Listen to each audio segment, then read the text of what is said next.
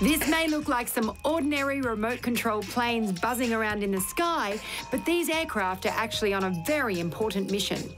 They have to drop a chocolate bar to a lost bushwalker called Outback Joe.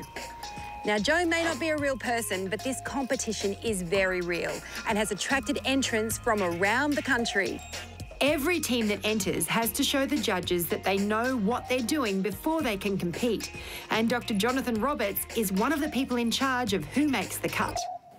Hey, Jonathan, now I know they have to drop a chocolate to Outback Joe during the competition, but there are a few twists along the way, isn't there? Yes, it's not quite straightforward. So what they have to do is they have to fly the aircraft so that it's over Outback Joe, but the person doing the flying can't press the button to do the drop. So they have to come up with some other way of dropping that chocolate bar. So some teams do automatic drops. They have some sort of autopilot and GPS system, and others have a second person that's in a tent. They're not allowed to see the aircraft, and they have to use some sort of technology. They tend to use video cameras and that sort of thing, and they decide when to do the drop.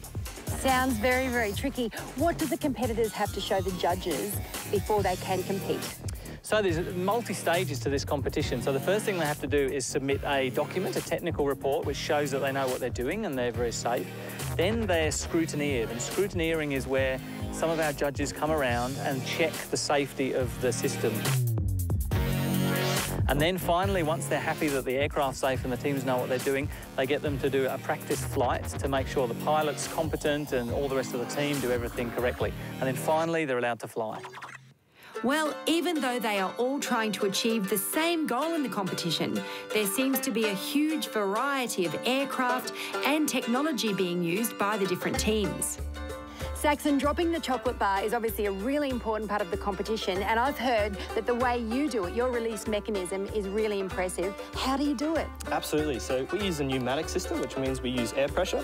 We pump this soft drink bottle up with air. It then flows through this pack underneath, which is a sprinkler system valve. We then trigger that electronically, which fires the chocolate bar out of the back of the plane.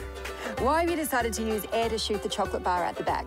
With this method, it allows the chocolate bar to drop straight down, which means we don't have to use maths to calculate where it will land. Ingenious. I think that's amazing. Thanks very much.